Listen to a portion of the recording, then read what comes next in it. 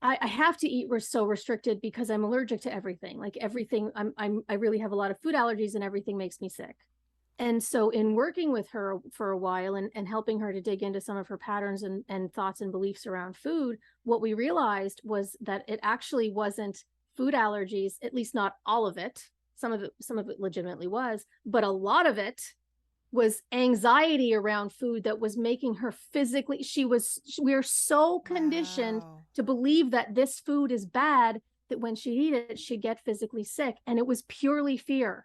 Like, that's what I mean when I say food fear is not, it's not healthy to live that way. No. Another client came to me on depression and anxiety medication. And she had told her doctor that, she had lost some weight herself before working with me. And she predictably, as happens when we lose weight, it doesn't really solve the problem. It just starts the new problem of trying to keep the weight off. Welcome to the Permission to Heal podcast. I am Marcy Brockman. Together, we will discover what brings us healing, meaning, and true joy.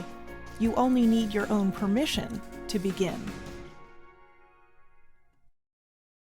Hello, and welcome to Permission to Heal. I am so thrilled that you are here. Today, we have a conversation with a woman who has become a friend of mine, Roni Davis. She and I met through social media. We love what each other has to say. We had a lovely conversation through Zoom just to get to know each other, to talk about the episode swaps we were doing. I was on her podcast, Being More, which is relaunching in September. And here she is on Permission to Heal. Roni is a purpose-led, heart-centered solopreneur. She is a published author, an award-winning coach and speaker, and hosts the podcast Being More. She is also the founder of the E-CET, Embodied Cognitive Eating Training, a unique process that utilizes a combination of proven and effective modalities to help women break unhealthy eating habits, end weight and food obsessions, and redefine healthy eating and living through wholehearted being. This is honestly her biggest goal with everything. She is passionate and has lived this and has walking the talk herself. She was in the diet and wellness and physical fitness industry. She was a competitive fitness athlete and was miserably unhealthy and physically and mentally. And she has done the hard work, the research, and the inner work to create a more healthy, wholly embodied way of viewing herself, physically, emotionally, spiritually, the whole thing. And she's, just in the few conversations I've had with her at this point, she's helped me tremendously along this road myself. So this is a bit of a longish episode, but I swear to you, it is chock full of everything you need to start walking this path to wholehearted wellness, body love, body comfort, body acceptance, everything, all the things. So her website is cognitiveeatingacademy.com. You can join her 5-day September challenge, which she talks about in the podcast. All of the links to every way you can connect with Roni are in the show notes. So scroll down. And I am, as always, really floored, thrilled, beyond happy, beyond grateful that you are here listening and that you tune in every Wednesday. And the way the podcast is growing, you're obviously sharing this with your friends and coming back each week. And I do this as a labor of love for me. I absolutely adore the whole process of this, and I'm really grateful that you're all here. Remember, you only need your own permission to begin, and baby steps are still steps, so take one today. Hi, I'm so excited to share with you the new Permission to Heal bookshop on bookshop.org. We all know how important it is to support our local and independent bookshops, and I've created a podcast-dedicated bookshop on bookshop.org. So just follow along with me at Permission to Heal Bookshop on bookshop.org. The link will be attached to the post, and you can have access to the entire catalog of books by my expert guests. You can just click and order from the independent bookshops and support everyone. It's pretty awesome. I've also put a bookshelf with my own permission to land books on it, and all sorts of books for inspirational help and books that I love. So join me on bookshop.org with the bookshop, the Permission to Heal bookshop.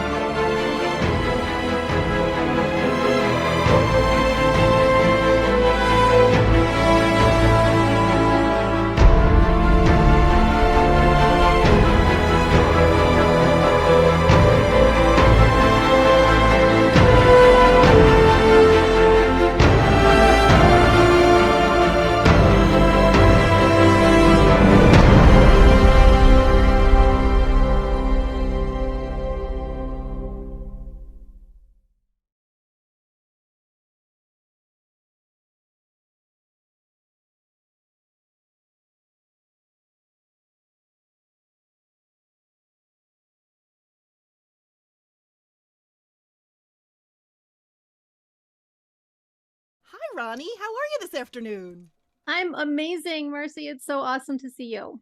So great, so great. So we had a conversation like this through Zoom before I was on your podcast, Mm-hmm. and so now, so we did that, and then we did your podcast, and then now you're here, and I feel like we've become friends. I love it. It's awesome. I know, it's amazing. And from the conversations we've had so far, I love you. Yeah, awesome, awesome. So Roni, I was thinking about you last night when I was sitting up at 1 o'clock in the morning doing graduate work on my computer, and I was snacking without really being hungry. And as I was putting the little popcorn chips into my mouth, I was thinking, I'm going to talk to Roni tomorrow, and I'm going to talk about this very thing.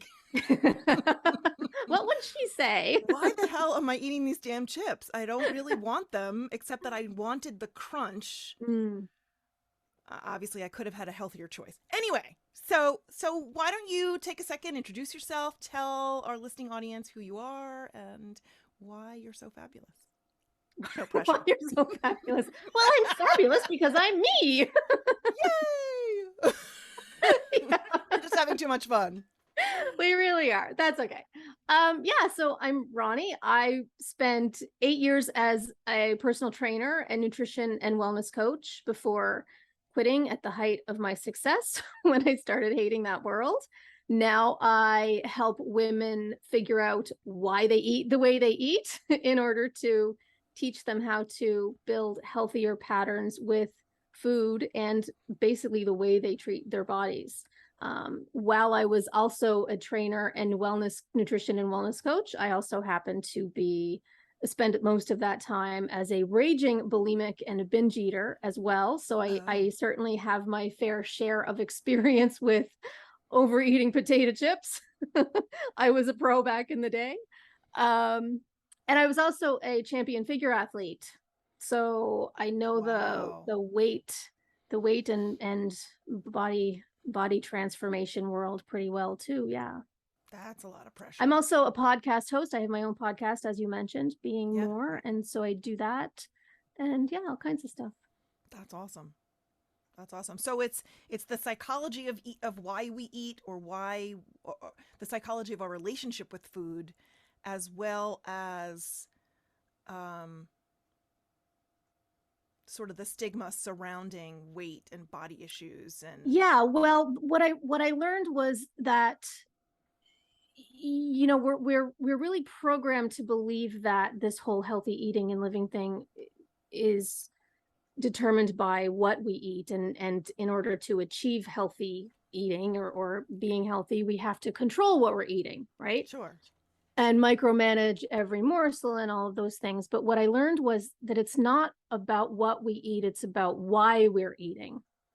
And I It's was about miserable doing that. When I was going through my divorce, like what, 15 years ago at this point, I felt like the only thing in my world that I could control was what I was eating and mm, how I was moving.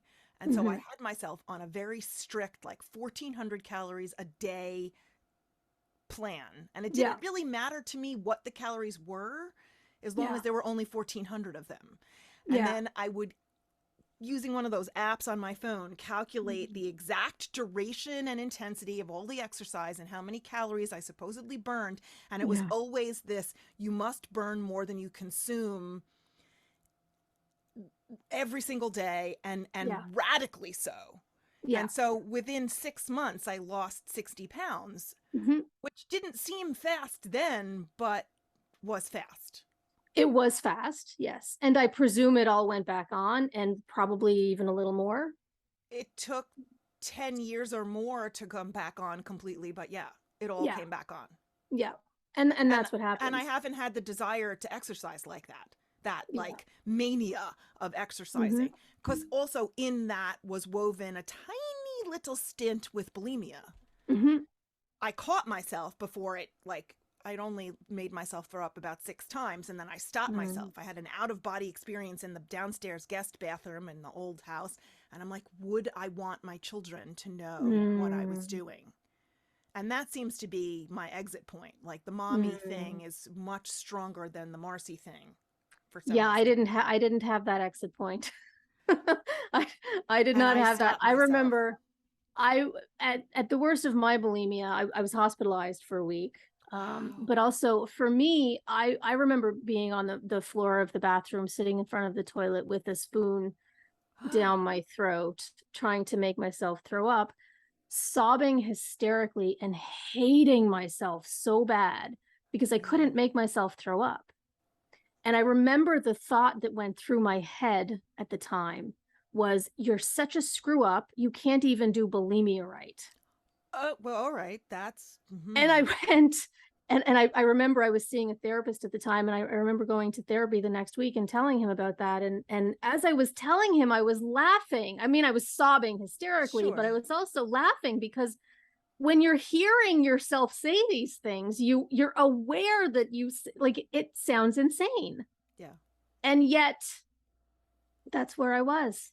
I hated myself so much that, yeah, my compensatory behaviors were overexercise and starvation. And what happened with me was those things both sucked pretty Yeah. bad.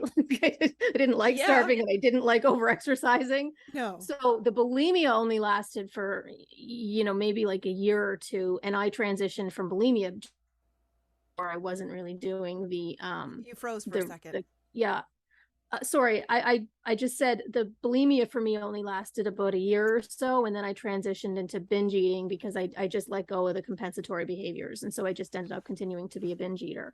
But the whole time I was a binge eater, like the worst of my binging, I was at the leanest that I have ever been. I was at the height of my career in the fitness industry. I was a champion figure athlete, competing and winning. I was Canadian Trainer of the Year. I was, you know, Wow. I was successful in the fitness world. I was fit. I was lean. I was strong. I was everything that everybody says is the picture of health. But you were miserable. But I was miserable, and I was engaging. I mean, I was engaging in behaviors that everybody associates with being healthy behaviors, but nothing about what I was doing was healthy. Right. Nothing about the way I was treating my body was healthy. Nothing about the choices that I were making were healthy because of why I was making them. So does the And diet industry know that what they're telling us, what they're feeding us, pardon the metaphor, Mm. um, is unhealthy or wrong and they're doing it just to make money? Or do they really think, I mean, this is an overgeneralization, or do Mhm. they really think that what they're doing is healthy and good advice?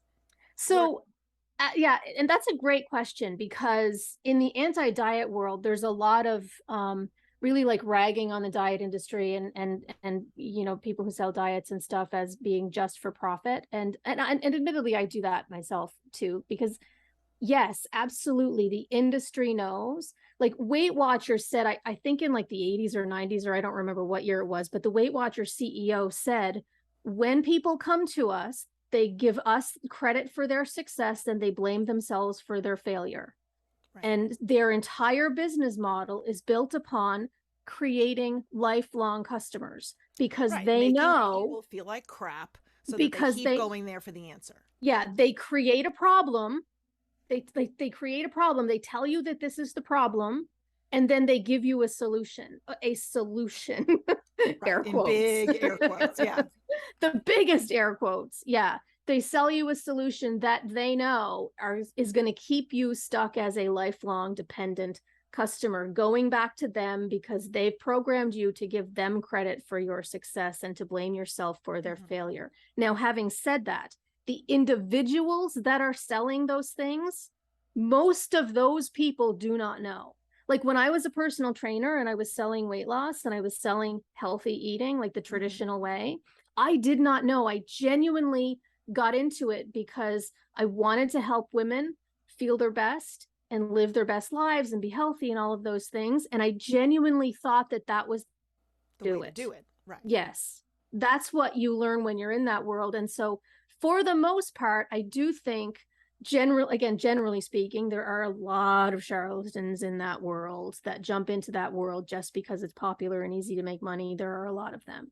But I also believe that for the most part, the individuals in that world really do believe they're doing the best for their clients and are trying Right. to do the best they can for them, as I did.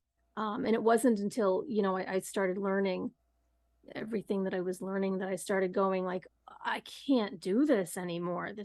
I can't do this anymore. Yeah, um it's too much. yeah, I felt like I really started to feel like I had been taught to sell a lie. I feel that. Yeah, Yeah. absolutely. Absolutely.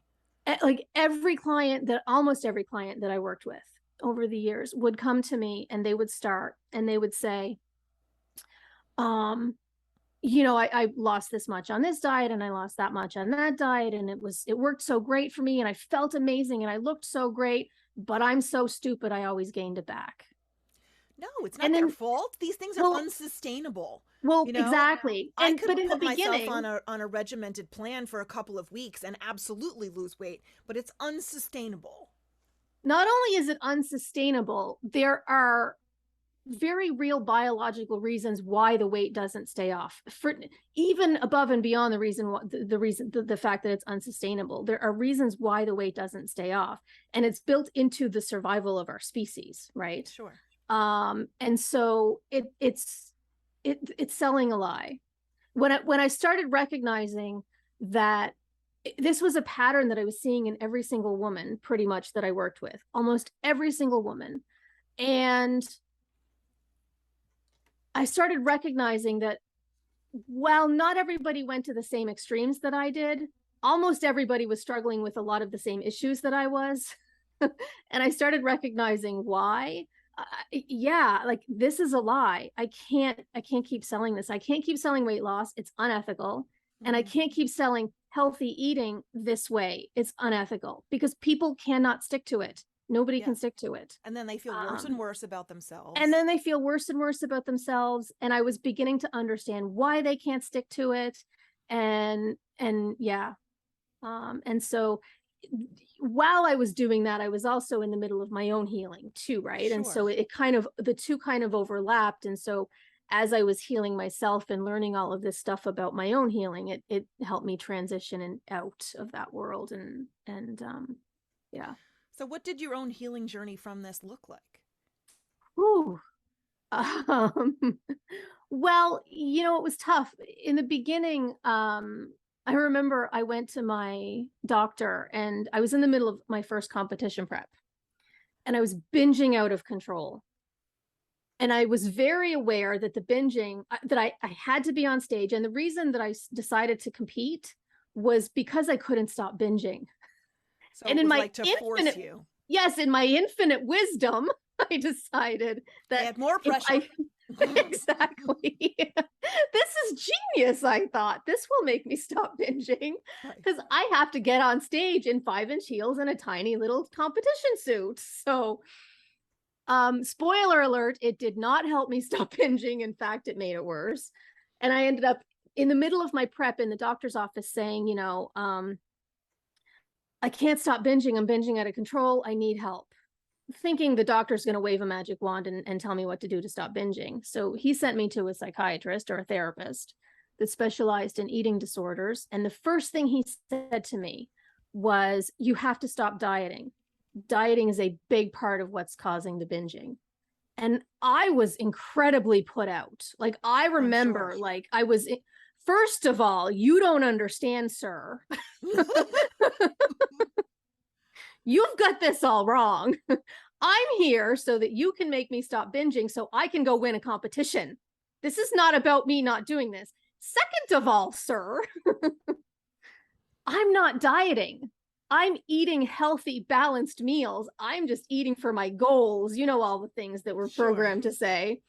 I'm not dieting. And so I was incredibly annoyed that, one, this guy doesn't know me. I'm not a quitter. I'm not quitting this prep. And two, why is he trying to convince me that I should be eating unhealthy? Like, he's supposed to be telling me how to stick to this thing, Mm-hmm. not telling me to get off it and eat unhealthy. That's what I thought at the time. And I continued with that therapy for about a year. Incidentally, the hospitalization was right after my first prep, within like immediately after that first prep, because again of the restrictive diet, that it was a diet. Because of the restrictive diet, the rebound from that for a bulimic was brutal. I put on 11 pounds overnight because I ate all night after that competition. And then I did Wow. not stop eating for a month. And he put me in the hospital for a week because it was a train wreck. Wow. And then after that, every Well, time your I went body to, was probably so starved because oh, you my had. body was just, my poor body, the crap I've done to it over the years. Like, it's just, I'm so grateful that it's been so good to me. Now I can say that. Back then, of course, I hated it and it was the enemy. Sure. But so I continued therapy, but every time I could only see the therapist. PS, I could only see the therapist once a month because I was at a healthy weight Mm-hmm. and they only had so much time, and they prioritized the anorexics that were thinner, that were leaner. Now, this is eating disorder recovery, what they're doing. Right. They're prioritizing the skinnier people. Well, because their lives are more fragile, I guess. Intellectually, I I understand that, but when you're in recovery for an eating disorder that was caused at least in part by the fact that you want to be thinner, that right. is horrific. Yeah, absolutely. It is horrific. Absolutely. I wasn't even thinking of it that way, but that's true. So It's if you're thinner horrible. and you're getting more attention, then obviously it's reinforcing the Yep. need to be thinner. Yep. And when you're at a healthy weight, or heaven forbid, you're a binge eater or a bulimic in a larger body, I mean, the chances of getting help for that, it's so hard. So I could only see him once a month. Every month I would go in and I was living in hell. Like, I can't even express to you what it's like to live with an eating disorder, or, disordered eating to that level. It was like I described it as like living with a monster in my head. Yeah. Like, I knew what I should be doing. And no matter what I did, I couldn't keep it up. I couldn't stick to it.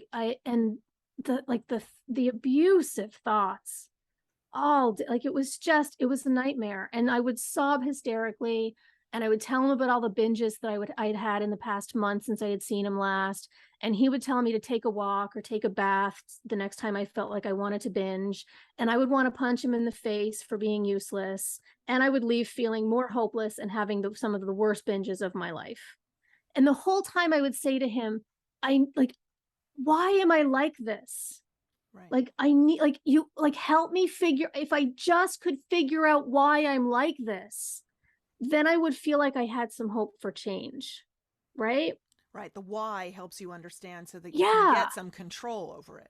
Well, not only that, but understanding the why, I felt like would give me some direction in terms of what to do to shift it. Sure. Like if I know what the cause is, then I can address the cause. But right now, all I'm doing is coming in, sobbing, and then leaving, and you're not giving me anything.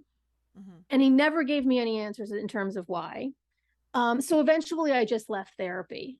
I couldn't, it was not helping. It was making me feel worse.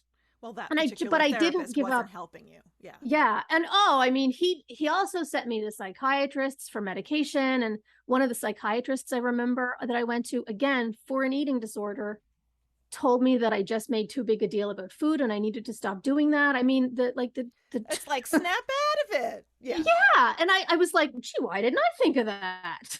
Like, what If it the was that hell, easy, idiot? I wouldn't need you. It was I would have insane. solved this on my own ages ago. Exactly. I couldn't. So anyway, eventually I just kind of was like, I have to figure this out, and that's not helping. And so I read everything that I could get my hands on. And I remember picking up Louise Hay's book, You Can Heal Your Life. Mm-hmm. And there was one part in her book where she was listing out all of the ways that self-loathing expresses itself in our lives. and I'm reading this list, and it was like a checklist, like check, yep, that's me, every single one of them. Mm-hmm. And finally it was like a light bulb went off, and I thought, I hate myself. I'm punishing myself because I hate myself. And with that realization, it was one of those things where I just was like, okay, if all of this is happening because I hate myself, then seems to me the solution would be to learn to love myself. Yes. And so then I had to go about figuring out how to do that. And I had to, there was also, it wasn't just the hating myself element that was causing it. It was also the restriction that was causing it. Mm-hmm. Right. And it was also emotional eating that was causing it, because I didn't have any tools. The therapist once told me that I didn't cope with distress very well. And I'm sitting there like ugly crying, snot pouring out my face. Again, I'm like, really, Captain Obvious? You think so? Like I'm here because I'm well adjusted or something. Like what? I'm sorry, I'm laughing. That's so funny. Captain Obvious. You think this is new information to me? Give me some tools. Right. Right. But so yeah, it was the restriction was causing it, the self-loathing was causing it, self-punishment and emotional eating was causing it. I had no tools for coping with all of the pain and the distress and everything that I was feeling and going through. And so once I realized all of those things, I had a plan, and I had this, okay, this is what I do. This is how I start to shift. This is how I start learning to get myself out of this. That's huge. And I recognized as well that I could not, and this was a really, really big part of it. I recognized that I couldn't change any of those things. I was never going to be able to heal in the same environment that made me sick. As long as I stayed in that world, I was never, as long as I stayed focused on what my body looked like, mm-hmm. and needing to change my body and needing to look perfect and feel like I was being perfect. And as long as I was obsessed over eating perfect and doing all of the things I thought I was supposed to be doing, I was never going to be able to heal any of it, because that was just fueling all of the reasons I was stuck in it in the first place. So with that knowing, I just kind of, it was like, okay, I have to eat whatever I want. Yeah. No matter what, I have to allow myself to eat whatever I want. I gave myself permission to binge. And I talk about this a lot. That's one of the reasons I love the title of your podcast, Permission to Heal, because for me, permission to heal meant giving myself permission to binge. Mm-hmm. And I learned to heal binge eating, not by taking a bath or taking a walk or trying to distract myself from binging. I learned to heal it by allowing myself, giving myself permission to binge, and then learning to understand what was driving each binge and figuring out what that was trying to tell me and about what I needed, and then learning how to give myself that instead. So basically Yeah, I rewired that driving force in my brain that was causing the binging in the first place. that's Um, huge. and I had to stop forcing myself, like fighting with my body and fighting with food in order to do that. I had to pull myself out of that world. Well, yeah, you can't make Um, food the enemy because that's what I started to see. I started to see yep, good food and bad food, and yep, that all food, regardless of its inherent goodness or badness, was evil. yep, And we need food to survive. yep, So exactly. it's not food is always good. You just Exactly. have All to. food is always, and also I would also offer that like there's never a bad food and there's never a bad reason to eat. Every choice that we make with food and otherwise is serving a purpose of some sort in the moment, which Right, means it's a good choice. Now, does that necessarily mean that it's the best choice that we could make to support our well-being, like our overall well-being long term? right. Absolutely not. That doesn't necessarily mean it's the best in that No, but case. if I want But the in the ice moment, cream, right, if yeah. I want the ice cream, I let myself have the ice cream. But what I'm starting to do, and baby steps are still steps, what I'm Mm, starting to do is not eat the whole pint at a time, but to take some spoonsful out of it and put that in a cup and take that into another room and eat that. And 99% of the time, I'm satisfied. I get the taste, I get the texture, I get the sugar, I get the mm, sweet, and I don't get the stomach ache and I don't get like overeating, fullness or whatever, and that's enough. yeah. Versus what I was doing in the middle of lockdown and the pandemic, which would be eating the Mhm. whole thing and then going back for more, even though I was literally sick to my stomach while I was doing it. Well, Um, that would be an example of, sort of soothing with food. oh, And absolutely, also, and that's a and thousand percent also, what I was doing. and also, I would also argue that it's in some ways self-punishing with food as well, because if we're about to eat something that we know is going to make us sick, Yeah, why do we like do it? we're purposely punishing ourselves, right? In Yeah, some way, like there's you don't treat somebody that you value that way, right? And that's one of the things exactly. I recognized. And so, Like my you know, son's allergic to seafood, yeah. and it causes anaphylaxis, and if left untreated, will cause death. I Hmm. mean, it's just plain and simple. So I'm listening to what you're saying, and I'm like, I wouldn't purposely feed him shrimp knowing Yeah, that. So why would exactly. I purposely feed myself something that I knew was going to make me feel ill? You Yep. know, uh, There three, are. a little more than 3 years ago, 3 years ago, I had a hysterectomy, and then right after that, I went to go see a dietitian because I felt like everything that I was doing was making my this new body with Mm, hormones coming from a different place, and like medical menopause from from the outset. And so we did a blood test, series of blood tests, like it was called leap or something. I don't exactly remember what it was called, but they basically tested my blood for more than 200 different types of food to determine inflammatory response, which mm, basically boils down to what things can I eat yep. that my body likes, and what are the things that I might eat that my body really has a negative reaction to. Hmm. And so I have a list of the things that my body doesn't like. Yeah. And and when I was asking the dietitian, okay, so I'm only going to eat off of the list of all of the foods that had the green bars next to them and avoid the ones that had yellow and red bars next to them. And that wasn't good or bad food. That was what Marcy's particular body does not like because it Yeah. causes an inflammatory response, which then causes all these gastrointestinal, whatever Hmm. issues. Yep. Right. So I said, so how much of these things should I eat or not eat? Like, should I be Mm, counting calories? Should I be counting portion size? And she says, no, you can yeah. eat and you should eat whatever, how much of whatever you want off of Yeah. all of the foods with the green bars next to them. And I was confused. And she's like, it's difficult enough to just stick to that list Yeah. when you're used to eating all those other things. But you know what? When I stuck to that list, the gastrointestinal issues were gone, the Mhm. breakouts were gone, the sleeplessness was gone, my body felt better. My weight didn't change, Yeah. but all of those other issues were gone. And then Well, she gave me an intuitive eating book, mm. which I still haven't read.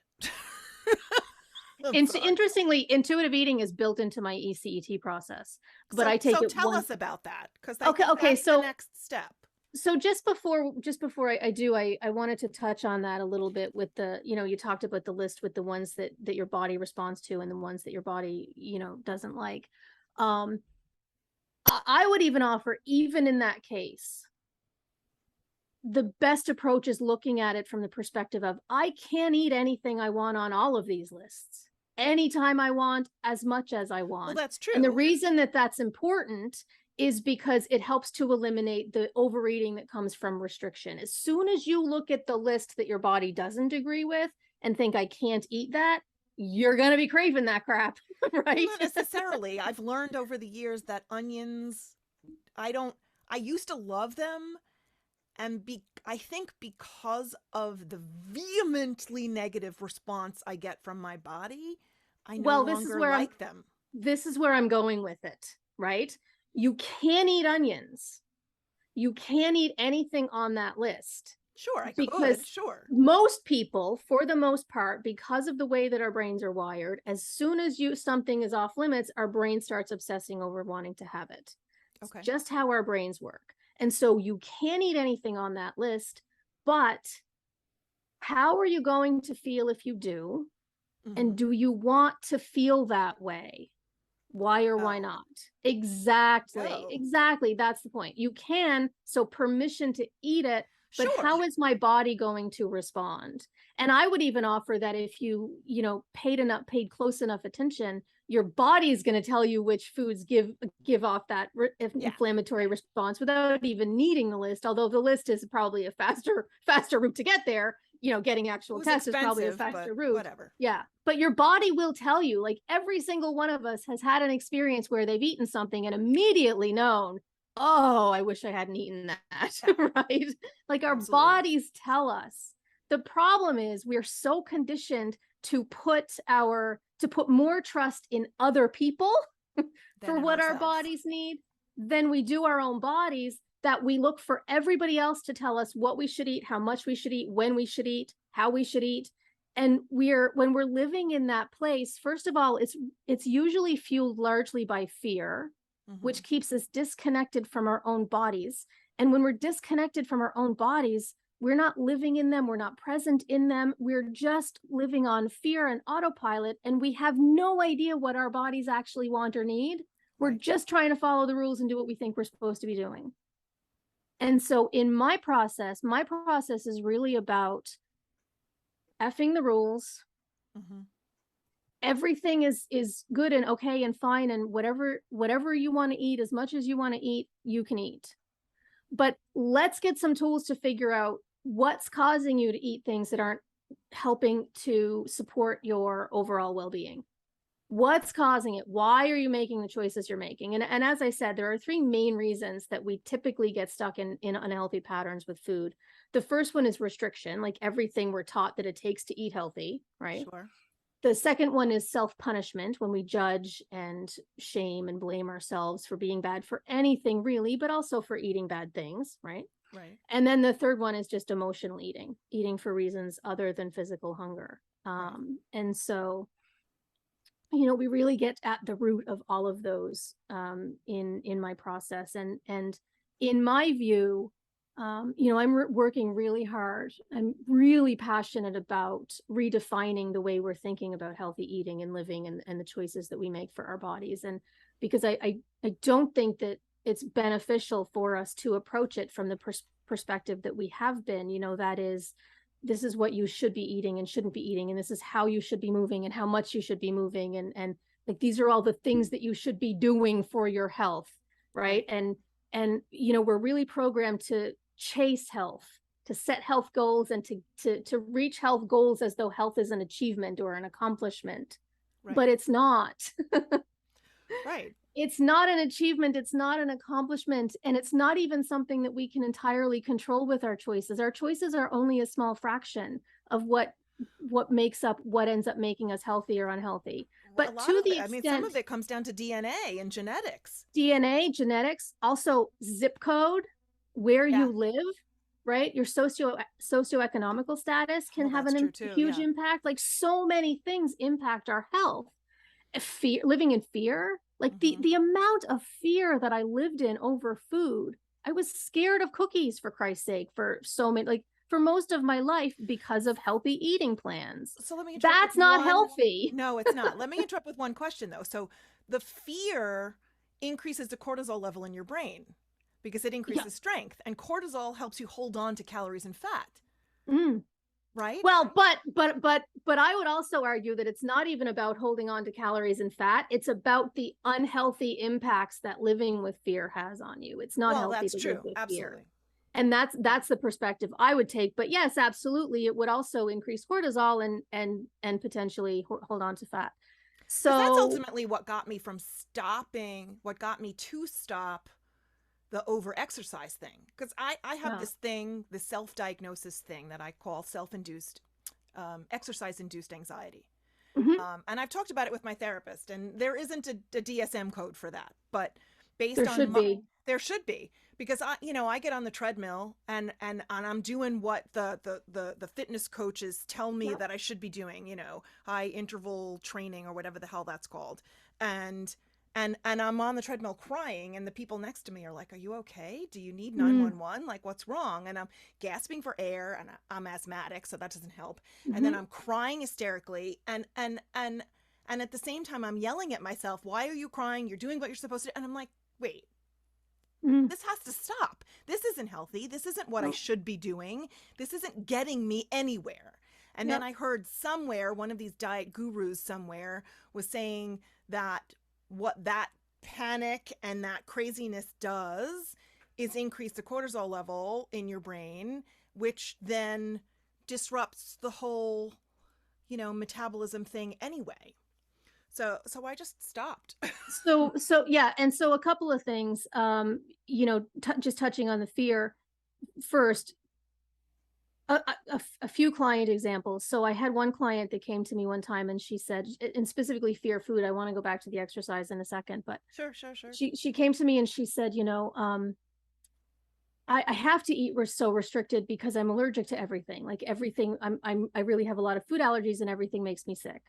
And so in working with her for a while and helping her to dig into some of her patterns and thoughts and beliefs around food, what we realized was that it actually wasn't food allergies, at least not all of it. Some of it legitimately was, but a lot of it was anxiety around food that was making her physically, we are so conditioned Wow. to believe that this food is bad that when she'd eat it, she'd get physically sick. And it was purely fear. Like, that's what I mean when I say food fear is not, it's not healthy to live that way. No. Another client came to me on depression and anxiety medication. And she had told her doctor that, she had lost some weight herself before working with me. And she predictably, as happens when we lose weight, it doesn't really solve the problem. It just starts the new problem of trying to keep the weight off. And in her process of trying to keep the weight off, she started panicking and getting all kinds of fear over the weight coming back on, because she was seeing it inch back up again, and she couldn't control it.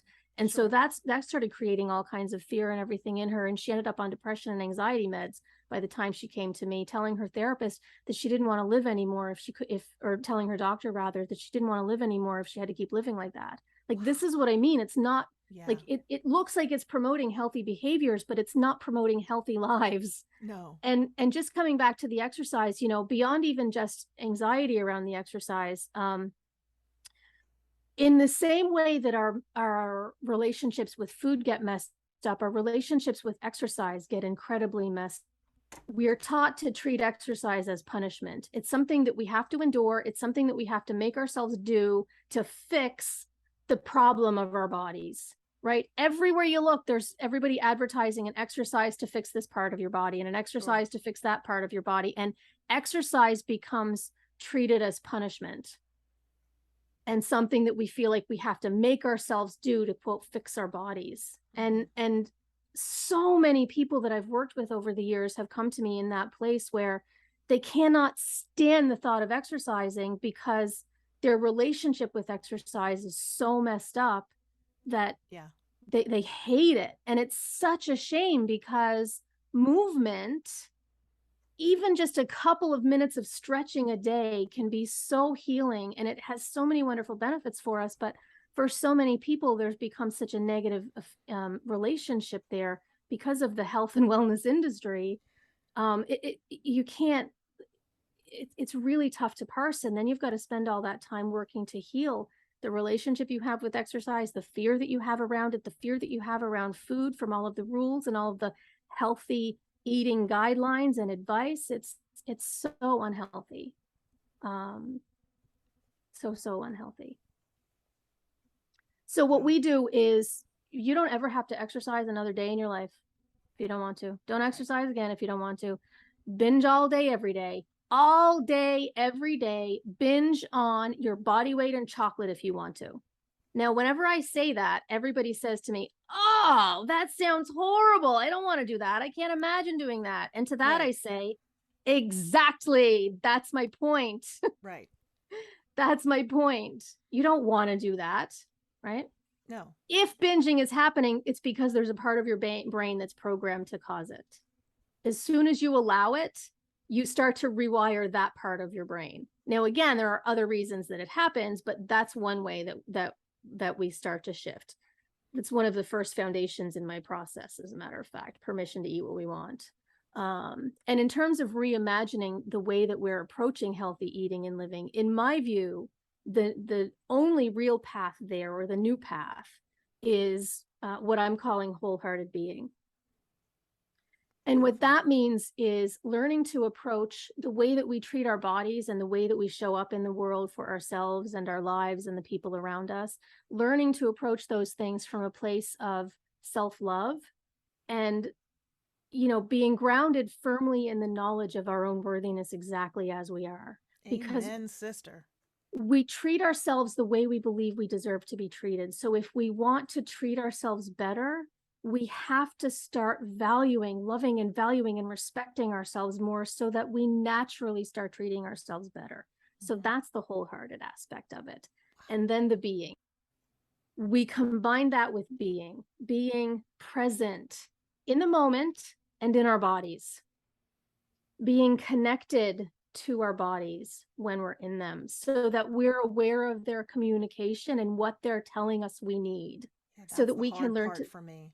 Yes, it's the hard part for most people, because we spend so much of our lives learning to disconnect and reject and fight and ignore them, right? I feel like everything I do that makes me feel powerful and strong and worthy and beautiful and intelligent happens from the neck up. Yeah, and so you walk around like a floating head, just rejecting everything. For so from many the neck years, down. I envisioned my body as just transportation for my brain. Yeah, exactly. Yeah, I hear that so often. We're just walking around like floating heads, completely disconnected from the neck down. And so how can we ever learn to trust our bodies if we're not connected to them and hearing what they're telling us they need? And how can we ever truly learn? Yeah, and how can we ever truly learn to trust ourselves with anything in life if we don't trust ourselves enough to make this most basic of human decisions for ourselves? That is what we eat. And so being present, being connected in our bodies, being curious about what our thoughts are saying to us, about our emotions, about our beliefs, about our habits and our patterns, and how those things are driving the choices that we make, and why we're making the choices that we're making. And then being intentionally choosing for ourselves and our bodies, and intentionally living from a place of love and trust and kindness and compassion. Because if you're doing that, if you're living from a place where you are valuing and loving yourself enough as you are, so that you want to treat yourself well, are present, connected, curious, and intentional, you have all the power in the world to then also change your patterns and your habits that contribute to unhealthy behaviors. And so you're coming at it from both ends. You're coming at it from the perspective of wanting to treat myself better, and then also changing the patterns that I'm stuck in that are causing unhealthy behaviors, while also being present in the moment, so that I know what I actually need, and I'm valuing myself enough to give myself that right now, right? When we do that, when we have those pieces together, healthy eating and lifestyles and choices are the natural outcome. They're not a goal to chase. They're the result. They happen on their own. Yeah. Makes sense. It's not easy work. No, Not a quick and no, easy fix, predictably. no. I mean, nothing worthwhile is. I mean, you could use that Exactly. cliche, you Yeah. know. But it's funny because when I was bulimic and I was starting this process of trying to heal my own world, I used to think that the best I could ever hope for was getting to a place where I could manage my disease as I thought it was at the time, right? Like I'll just get better at learning strategies for managing this and learning to, like I used to think of it like being an alcoholic or something, right? Like I have to learn how to live with this in my life. Right. I don't. It's gone. Those things don't live in me anymore because I changed who I was being. I changed how I show up for myself and in the world. I changed me. I changed my inner world, and that doesn't exist in me anymore. And it's That's remarkable amazing. because some of the things that have changed, it's not just my eating habits. I stopped tanning. I used to go bake in the sun every summer because I wanted to have a tan to look good. Mhm. Now I can't even imagine doing that to my body anymore because it's so bad for me. I don't do that anymore. I stopped drinking. I Mhm. hate how it makes me feel. I want no part of any of it, so I stopped drinking. Right. Wow. I've learned to love water and crave salads. I used to hate those things. Like, who am I right now?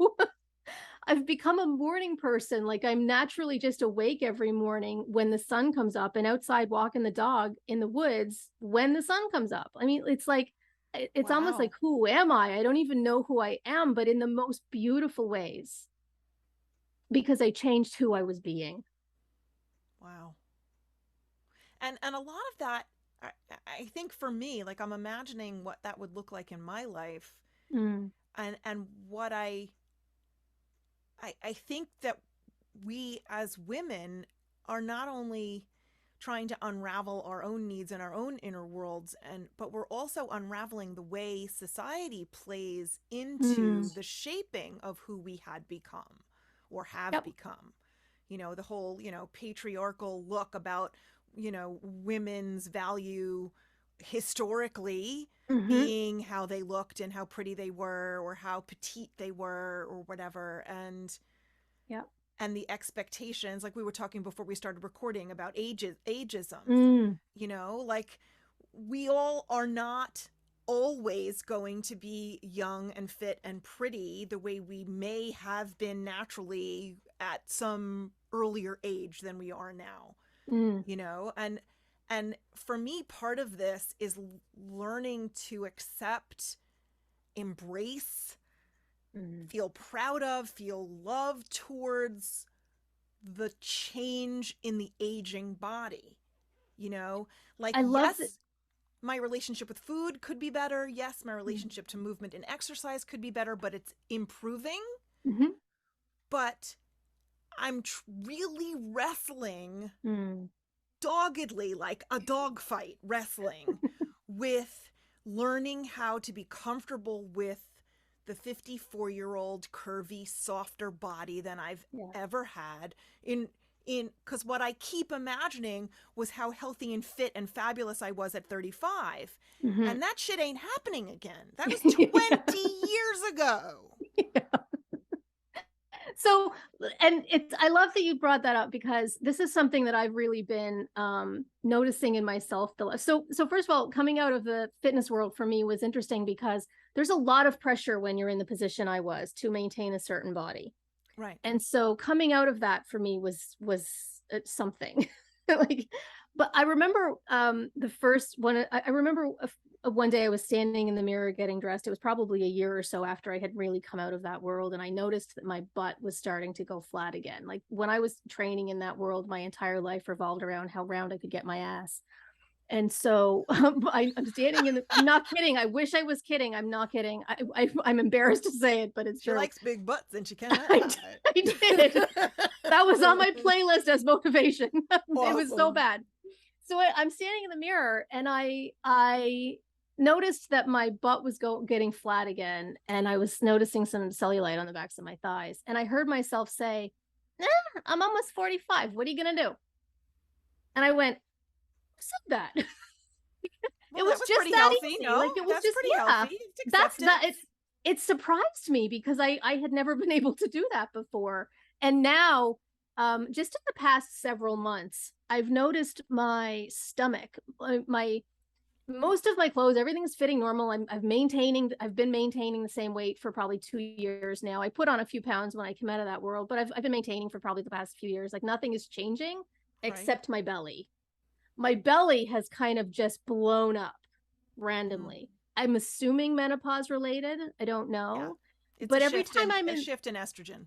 yeah, so so every time I'm in the mirror and I see this round belly that before I would have hated myself for, I see it and I kind of give it a little rub and oh yeah, kind of getting big. That's all right. What are you gonna do?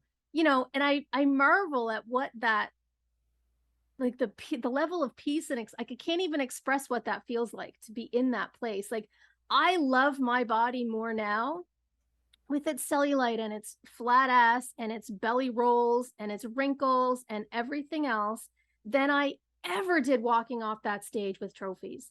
Wow. I competed How'd you do because, that? well, I competed because I thought that first I thought losing weight was the key to having a healthy body image. I thought when I lose the weight, then I'll love my body, but it didn't work. And so I had to keep going. And so that's why I started competing. Right. And so I finally won. I'm walking off stage with that big smile, but underneath it was still that self-embodied loathing. The trophies, the winning, having other people tell me that I was good enough was supposed to fix that, and it didn't. No, because the And only with truth is what you feel inside. That exactly, but it took not getting myself to that place right. for me to figure it out. So when I figured that out, and I started recognizing how much of my life was dependent upon external validation and what other people thought of me. I started recognizing that I need to find a place within myself where it does not matter what I look like, what I weigh, what I eat, what I make.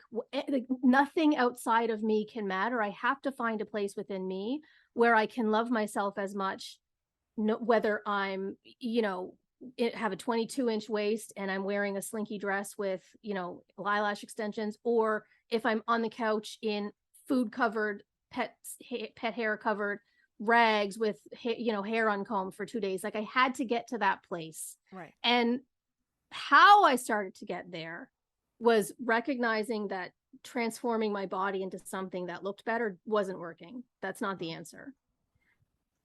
Transforming the way I felt about me as a person was a big part of the answer, because the body that we have, the image that we see in the mirror, is really the real life reflection of who we are. And so when we don't value who we are, we can't learn to love the image that's looking back at us, because that becomes the image of who we are. If that makes sense, right? Like that's what we associate with who we are. So I had to learn to love myself first and foremost. That took and value myself and change the way that I felt about myself. And so that took time. But while I was doing that, every time I would stand in the mirror and I would notice those horribly abusive thoughts going through my head about my body. And again, I had abs and I would stand in the mirror criticizing every inch. I would still find a way to criticize. And so what I started doing was I started focusing instead, when I would notice the voice of criticism, I started focusing instead on the things I was grateful for. That's a healthy thing to do. Right?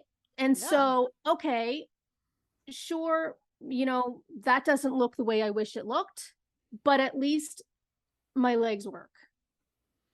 At least I can see. At least I walk, you can see, exactly, you don't have diabetes, you don't have a exactly. heart condition, your So blood pressure's good. Right. Exactly. So I would reframe everything, like all of that, all of the negative thoughts, into something. I would find something to be grateful for. Well, my hair is thick. Most people would kill to have this thick hair. And so that's what I would practice while I was learning to love myself. So it was kind of like this, it was twofold approach that I took to it, right? And the other thing that I really worked hard on doing was detaching what my body looked like from how I felt about it. I had to learn to detach that condition. We are taught to treat the way we feel about ourselves and our bodies conditionally. I can only love it if it looks a certain way. And if it doesn't look a certain way, I can't love or accept it. That's what we're taught. That's what I learned. It was conditional. Yes, absolutely. I had to take the conditions off. I had to learn to get those conditions off. And I had to learn that it didn't matter what my body looked like, that I was allowed to decide right now to love it as it is, to respect it as it is, to value it exactly as it is, no matter what it looks like. That's huge, Unconditionally. Roni. Oh my God, that's huge. Right? Wow. Right? Yeah. Unconditionally. Wow. And, you know, for a lot of women, I think it's so hard for us to learn to accept our bodies because we're so conditioned to believe that the only way that we'll ever have any hope of changing them is if we hate them enough, right? We feel like we have to hate and berate ourselves and constantly judge and shame ourselves so that we'll have motivation to change them, to fix the problem of our bodies so that we can get healthy. It's a Right? much gentler fix to say I love you enough Well, it's not even to that it's take care of you. Well, it's not even that it's gentler, it's effective. Like, sure, Okay. I transformed the hell out of my body when I hated it. Sure, it transformed, but was I healthy? Absolutely not. Right. I was constantly injured. I was bulimic, I was depressed, I was anxious, I was binge eating, and my body ached and it was injured all the time. I was not doing anything for it that was good. Like, I was not healthy. I was not treating it well. Yes, I was engaging in behaviors that people think are healthy, but I was not doing anything. I was not treating my body well. No. Acceptance, body acceptance, as it is unconditionally, and body trust allows us to respect our bodies enough to want to treat them well. No matter what they look like, they are worthy of our love and our acceptance and our respect. And so acceptance and getting to that place of acceptance is the only way, the only effective way we will ever actually change the way that we treat them and the choices we make for them. Yeah, we may change what they look like externally temporarily if we hate them, but we're not going to change the way that we treat them in any way that really will last, as long as we're coming at them from a place of hate and you know, conditionally looking at them like that. You just said a mouthful. Wow. I have a big mouth. No, you've got the truth. It just resonates so deeply. Yeah. When I think about that, you know, like it goes along with, you know, that idea that you wouldn't say negative, hateful things or behave in a negative, hateful way with other people who you love. So Yeah. why would you turn that on yourself And your body. and your body? Yeah. And when it comes to our bodies, we're basically taught to. We're taught to be ashamed of our bodies if we put on weight. We're taught to fight with our bodies if we put on weight. Every message we hear around healthy eating and living revolves around resist temptation, fight the urges, control, control, control, right? And like I heard this that's from my mom, who was yeah. overweight her whole life and battling and had such self-loathing because of her body. She wouldn't wear certain clothes because she didn't like the way it looked on her arms, or she didn't like skirts because Yeah. it made her hips look too wide. You know, whatever it was. I heard this all the time. Negative, Yeah. negative, negative. From my And we go through grandmother, life. I would get negative, lots of mixed messages. You know, she'd say, you know, don't eat that. You know, did you exercise today? You shouldn't have cookies, you know, all this stuff that you shouldn't do. And then 5 seconds later, being the Jewish grandmother that she was, here, you haven't eaten since you've been here. Eat this. Yeah. You put it on your plate. You should eat it. Don't, you know, there are children starving in Africa, and, you know, all this shit. And I'm like, well, you gave me more than I could eat anyway. Yeah. You know? I wrote a piece called Why Is It So Hard to Trust Ourselves with Food? Right. That's one of the reasons why. So because of so many of the messages that we get, not just from, you know, health and wellness culture, but also from our parents and the people around us growing up. You know, they really contribute to it. For me, it started in my early teens. Somebody that loved me, like an adult in my life, gave me the Atkins book because she wanted me to learn to eat healthy. She thought she was doing what was good for me. But from the minute that I read that book on, I was scared of carbs. It destroyed, like, there was life, my life before that book, and there was my life after that book. And I was scared of carbs after that book. Like it permanently, well, not permanently, because I ended up Because you being able to fixed fix it, it, but right? it took me years to fix it. It sent me on the Well, the thing decades is long with war with food in my body. And then it exactly. took me years to fix. But that's the thing, right? We're taught to live at war with our body as though it's the enemy. Hmm. And we always have to be trying to fix it And defeat the and enemy. defeat the enemy and achieve success with our health, achieve our health goals. No. It's No, our body is our ally. It is the totally. best ally we will ever have going through life. And so our job isn't to fight it and resist it and control it and hate it. It's to accept it and to love it and to trust it and to actually live in it, Yes. to get out of our head and all of the things that our heads are saying we should be doing and get into our bodies and just listen to their communication Yeah. and then honor that. Beautiful. And holy cow, the peace. I want some of that. Oh, it is Or beautiful. more It of is that. beautiful. Yeah. Yeah. Yeah. So tell us about your 5-day challenge you have coming up in September.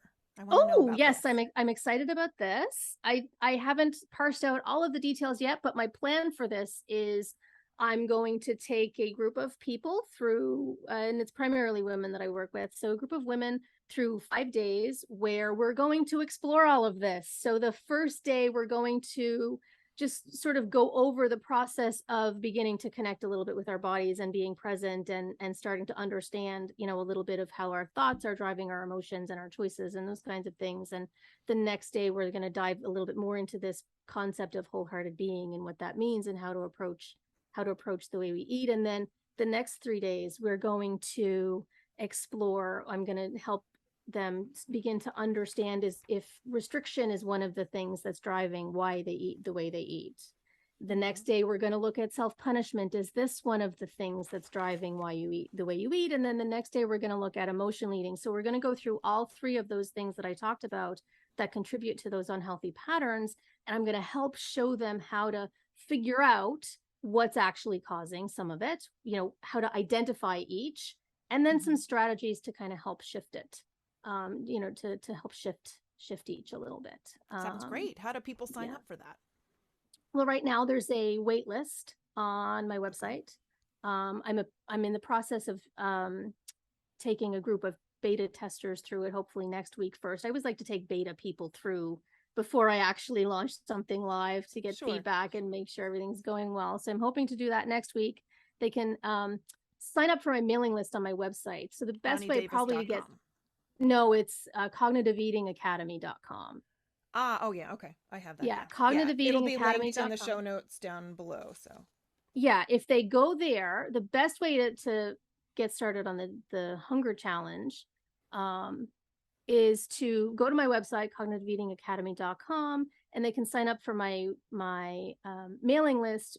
There's two ways to do that. They can get the peace framework that I have on there for free. If they sign up for that, they'll be on my mailing list. Or also there's a free 3-day Why We Eat video series where I talk more about all of these things that we've talked about today. And so if they sign up for that, then they'll have a little bit of a foundation already in place in terms of understanding some of these things that I was talking about, which will be helpful going into the hunger challenge as well. So if they go there and sign up for those things, they'll be notified as soon as it launches live. Yeah, I'm excited about it. I think it's going to be really great. That's wonderful. Wow. You've certainly given us a lot to chew on.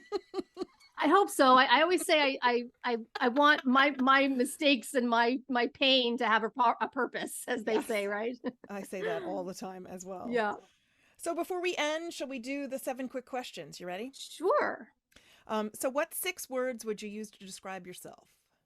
Oh, I probably should have had this up on my screen because I wasn't super sure. And so I asked my friend, I don't even have to figure it out for myself. Persistent for sure. Yes. I am persistent. I am authentic. Yes. I'm about what you see is what you get. And I say that in confidence because it took me years to figure out how to be that way. I always say the whole time I was a trainer, I was just playing a role. And so it took me years to figure out. And so I'm authentic. What you see is what you get now. I'm also incredibly empathetic. Yes. I really feel what others feel. Sometimes too much, and that's something else I'm working on. I also like to think that I've got a passion for learning, which I know is more than one word, but I crave knowledge. Curious.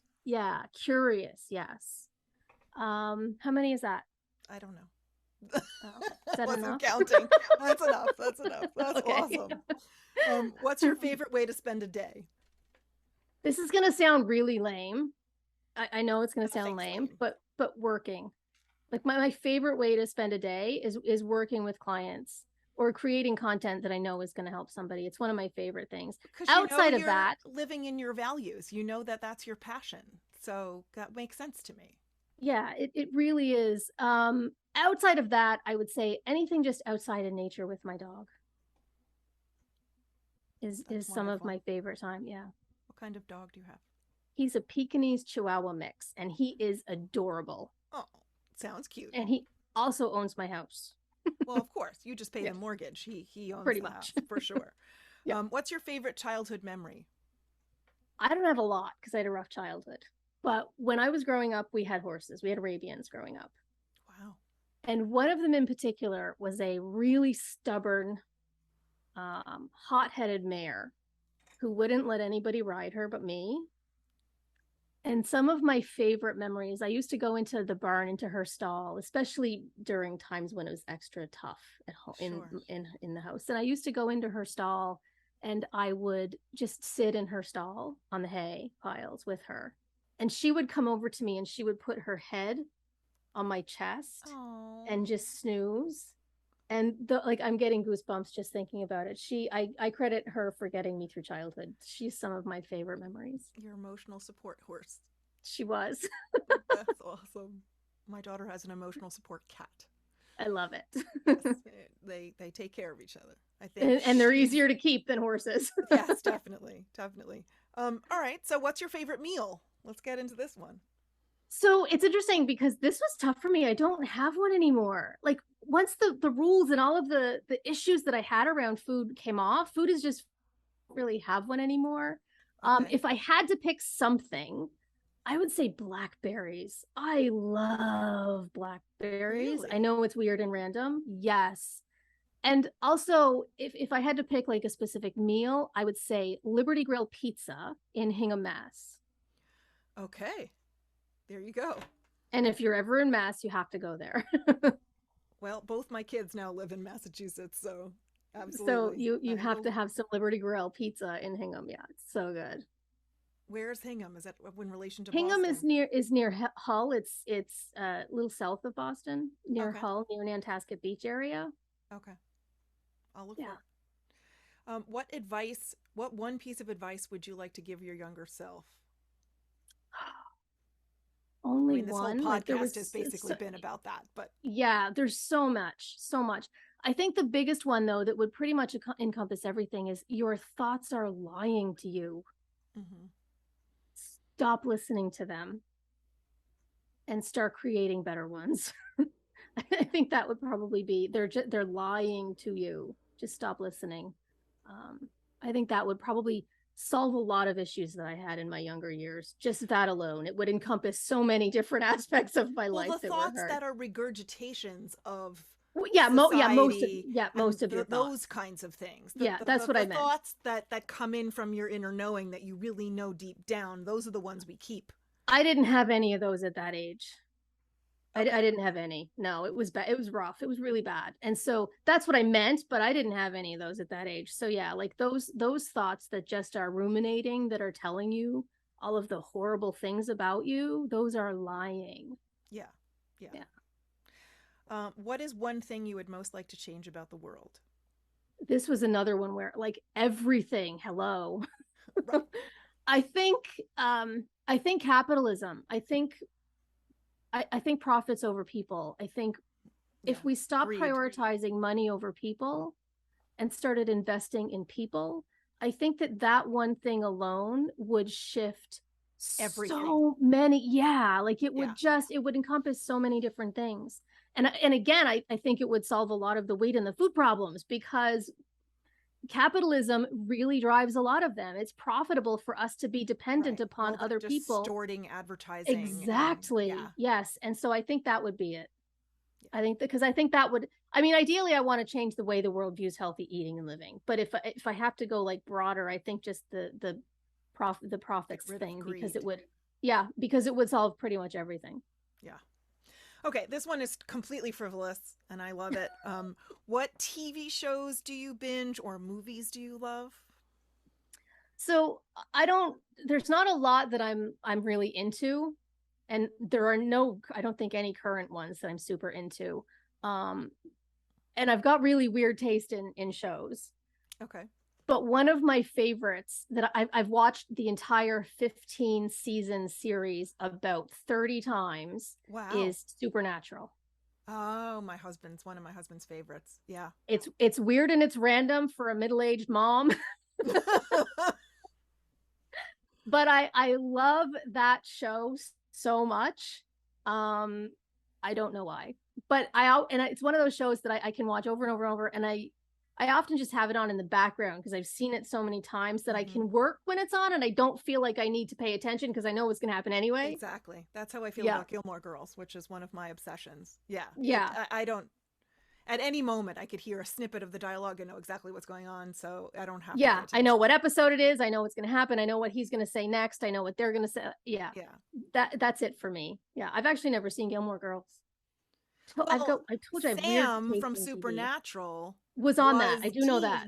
From Gilmore Girls, and so he plays in Dean's Supernatural, brother, and his brother is Dean. Right? Exactly. Yeah. Exactly. I love Dean, by the way.